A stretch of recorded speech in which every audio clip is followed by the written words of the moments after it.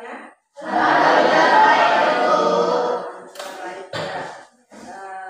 Jadi kita bertemu lagi dalam pembelajaran pendidikan agama Islam dan budi pekerti. Jadi sebelum kita mulai kegiatan kita pada pagi hari ini, mari kita awali dengan berdoa. Jadi serahkan kepada Ananda Rahmadi untuk memimpin doa. Teman-teman, sebelum kita mulai pelajaran, alangkah baiknya kita menunduk kepala sejenak dan mengambil berdoa. Berdoa dimulai. Auzubillahi minasyaitonirrajim. Bismillahirrahmanirrahim. Bismillahirrahmanirrahim. Rabbi shrah li sadri. Rabbi shrah li sadri. Wa yassir li amri. Wa yassir li amri.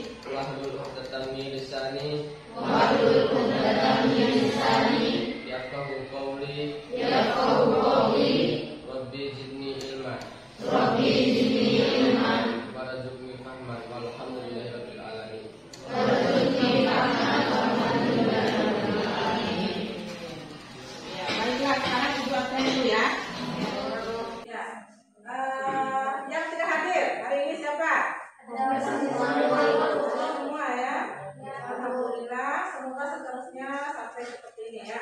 Amin. Oke, baiklah anak-anakku sekalian. Sebelum kita mulai, kita lihat dulu bagaimana tujuan pembelajaran kita pada pagi hari ini. Jadi adapun tujuan pembelajaran kita yaitu pertama yaitu dalam aspek spiritual. Aspek spiritual. Aspek spiritualnya yaitu melalui kegiatan ini kalian mampu membaca Al-Quran surat Al-Isra dan An-Nisa ayat 59. Kemudian yang kedua yaitu aspek sosial. Aspek sosial yaitu mampu menunjukkan sikap dalam memahami Al-Quran, hadis dan ijtihad sebagai sumber hukum Islam. Kemudian yang ketiga yaitu aspek pengetahuan. Aspek pengetahuan yaitu kalian harus mampu menemukan kandungan-kandungan daripada Quran surat Al-Isra ayat 9 dan Al-Nisa ayat 59. Kemudian yang keempat yaitu aspek keterampilan. Jadi aspek keterampilan ini yaitu kalian mampu mempresentasikan hasil yang kalian cari. Ada manfaat daripada kegiatan kita pada pagi hari ini agar kalian mampu menjadikan Al-Quran dan hadis sebagai pedoman hidup. Oke, baik. Pada pembelajaran yang lalu kita sudah membahas tentang menuntut ilmu. Siapa yang tahu apa manfaat dari menuntut ilmu? Silakan Anda Ismi berdiri. Jadi manfaat kita menuntut ilmu itu menambah wawasan kita. Dari kita yang tidak tahu apa-apa, ketika kita menuntut ilmu atau rasa ingin tahu ada dalam diri kita, maka kita yang tadinya tidak tahu apa-apa menjadi tahu apa-apa. Kita yang sebelumnya belum mengenal sesuatu, ketika dengan kita mencari ilmu, maka kita akan menjadi tahu sesuatu. Oke, baik ya. Ternyata manfaat mencari ilmu itu banyak sekali. Itu dari tidak tahu menjadi tahu, dan kemudian memanusiakan manusia. Tuntut ilmu walau bisnis. Tuntutlah ilmu sampai ke kita masuk pada kegiatan inti kita. Kegiatan kita itu yang pertama nanti kita akan mendengarkan bacaan Al-Quran surat An-Nisa ayat 29. Kemudian ibu akan memberikan berupa gambaran yang ini sudah diberikan. Dari kegiatan kita nanti yang pertama kalian akan mengambil, kemudian kalian akan menanya, dan yang ketiga mengasosiasi, dan yang keempat adalah mengumpulkan informasi. Yang kelima adalah mengkomunikasikan daripada apa yang sudah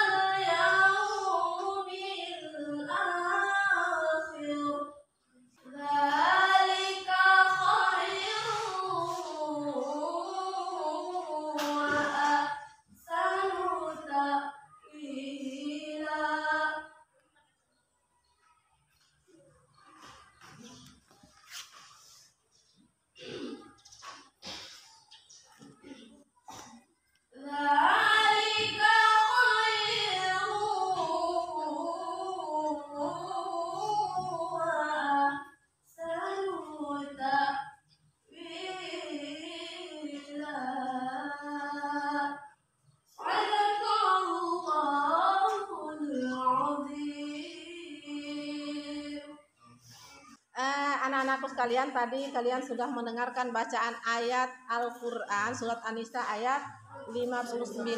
Dan sekarang kalian perhatikan daripada gambar ini. Yang pertama gambar orang yang sedang mengadakan isbat, sidang isbat ya. Yang kedua yaitu gambar orang yang sedang menaiki tangga surga. Dan itu ditulis Al-Quran, hadis, dan ijtihad. Oke, baik anak-anakku. Siapa yang mampu menjelaskan makna daripada kandungan Quran surat An-Nisa ayat 59? Jadi makna yang terkandung dalam Quran surah An-Nisa ayat 59 bahwasanya memerintahkan agar kaum muslimin untuk patuh dan taat kepada Allah dan Rasul-Nya, dan juga kepada orang-orang yang memegang kekuasaan di antara mereka agar terciptanya kemaslahatan umum. Sekian. Oke, baik anak-anakku. Sekarang siapa yang mampu menjelaskan pada gambar yang pertama, yaitu ada orang yang sedang melaksanakan kegiatan sidang isbat? Ya, Ismi Amalia, silakan. Jadi teman-teman, terlihat pada gambar nomor 1 ada para ulama yang sedang melakukan sidang isbat. Nah, jadi sidang isbat ini adalah di hari sidang yang menentukan hari di mana Idul Fitri. Nah, jadi para ulama pada sidang isbat ini mereka mengambil hukum syariat, hukum Islam yang ketiga, yaitu ijtihad setelah Al-Quran dan hadis. Oke, terima kasih. Gambar yang kedua, silakan. Siapa? Ananda Linda. Jadi maksud dari gambar kedua yaitu orang yang sedang menaiki tangga menuju surga dengan kertas di tangannya yang bertulisan Al-Quran, hadis, dan istihad. Maksudnya adalah barang siapa yang berpedoman kepada Al-Quran, hadis, dan istihad, maka dia akan masuk ke dalam surganya Allah. Sekian. Oke, baik, terima kasih kepada anak-anakku. Dan ternyata semuanya mampu memahami dari apa yang sudah kita dengarkan dan sudah kita tayangkan berupa gambar. Jadi di sini kita akan membahas 3 sumber hukum Islam. Yang pertama Al-Quran, yang kedua hadis, yang ketiga adalah ijtihad. Oke, sekarang anak-anakku, Ibu akan bagi kelompok yang kedua dan ketiga.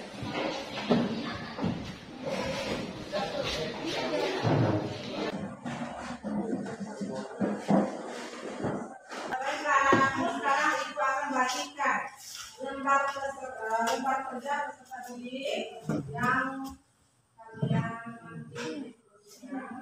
Jadi sebelum dikerjakan lembar kerja peserta didiknya, kalian diskusikan dulu kandungan daripada surah An-Nisa ayat 59 dan surah Al-Isra ayat 9. Dilanjutkan dengan mengerjakan lembar kerja peserta didik. Oke, waktu saya berikan 10 menit saja.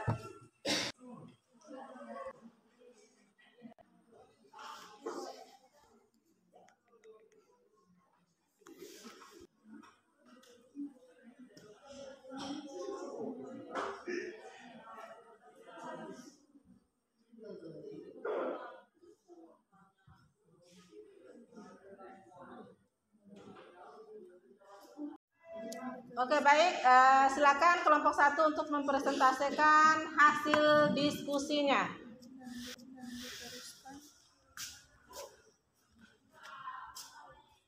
Baik, Assalamualaikum warahmatullahi wabarakatuh. Waalaikumsalam warahmatullahi wabarakatuh.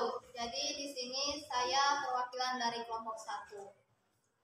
Langsung saja, yaitu membahas tentang Al-Quran, Al-Hadis, dan Istihad. Yang pertama yaitu kedudukan Al-Quran. Al-Quran sebagai sumber hukum Islam tertinggi.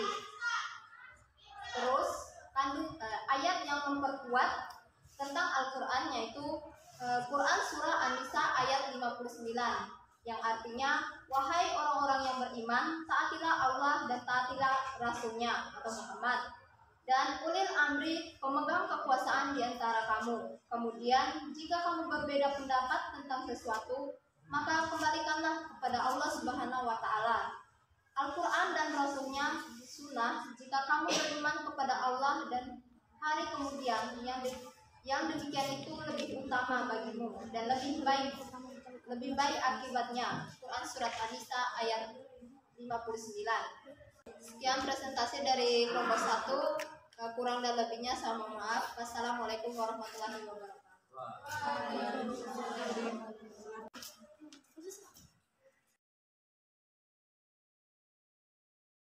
Assalamualaikum warahmatullahi wabarakatuh. Waalaikumsalam warahmatullahi wabarakatuh. Saya perwakilan dari kelompok 2 akan membahas hadis sebagai sumber hukum Islam. Langsung saja. Hadis sebagai sumber hukum Islam. Dalam hukum Islam, hadis adalah berposisi kedua atau setelah Al-Quran. Hadis adalah hukum yang berkaitan dengan perkataan dan perbuatan Rasulullah SAW. Dalam Islam, hadis adalah penyempurnaan umat dan memaknai ajaran agama. Contohnya, dalam Al-Quran sebutkan dilarang meminum khamar, tetapi tidak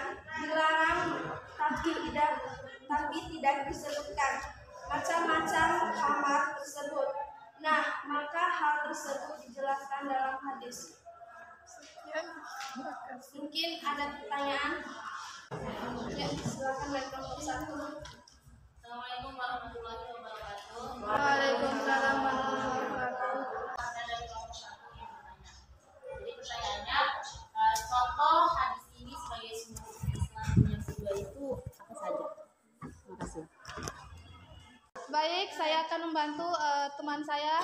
Jadi contohnya adalah misalnya kan di dalam Al-Quran kan disebutkan dilarang meminum khamar atau minuman keras, tapi tidak disebutkan apa macam-macam minuman khamar tersebut. Sekian dan terima kasih.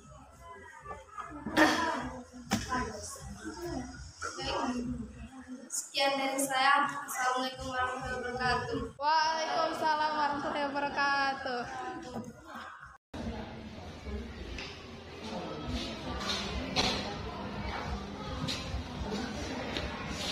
Bismillah. Assalamualaikum warahmatullahi wabarakatuh. Waalaikumsalam warahmatullahi wabarakatuh. Jadi di sini saya perwakilan dari kelompok 3 ingin mempresentasikan tentang ijtihad sebagai sumber hukum Islam. Jadi ijtihad adalah bersungguh-sungguh. Menurut istilah, ijtihad yaitu proses penetapan hukum syarat dengan mencurahkan seluruh pikiran atau tenaga secara bersungguh-sungguh. Ijtihad ada 2, yaitu ijma dan qiyas. Contoh pelaksanaan ijtihad adalah 1. Proses penentuan 1 Ramadan dan 1 Syawal. Dalam hal ini, para ulama berdiskusi untuk menentukan dan menetapkan 1 Ramadan dan 1 Syawal berdasarkan hukum Islam.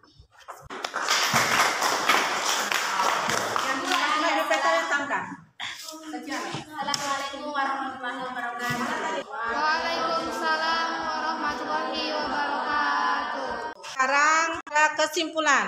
Siapa yang mau menyimpulkan daripada hasil yang sudah kita diskusikan? Sini. Nah, silakan. Baik, assalamualaikum warahmatullahi wabarakatuh. Waalaikumsalam warahmatullahi wabarakatuh. Baik, jadi teman-teman, di sini saya akan menyimpulkan materi yang telah kita bahas pada pagi hari ini, yaitu Al-Quran, hadis, dan ijtihad sebagai sumber hukum Islam. Salah satu contohnya yaitu Al-Quran ini tetap terjaga kemurniannya hingga akhir zaman nanti. Nah, yang kedua itu Al-Quran memberi kita syafaat. Nah, ketika kita di akhirat nanti, Al-Quran yang kita baca selama di dunia akan memberi syafaat kepada kita semua, kepada kita kelak nanti di akhirat. Oke, terima kasih kepada Ananda Ismi yang sudah menyimpulkan dari materi yang sudah kalian diskusikan. Kita tepuk tangan dulu. Oke anak-anak, bagaimana pembelajaran kita hari ini? Apakah menyenangkan atau bagaimana? Menyenangkan. Alhamdulillah. Ya. Jadi tugas Ibu kasih, Ibu share di WA group saja ya. Ya, Bu. Nanti Ibu kirim di WA grup saja. Dan sekarang Ibu akan membagikan penilaian sikap, penilaian diri kalian ya, sikap spiritualnya. Jadi kalian kerjakan sekarang dalam waktu 5 menit saja.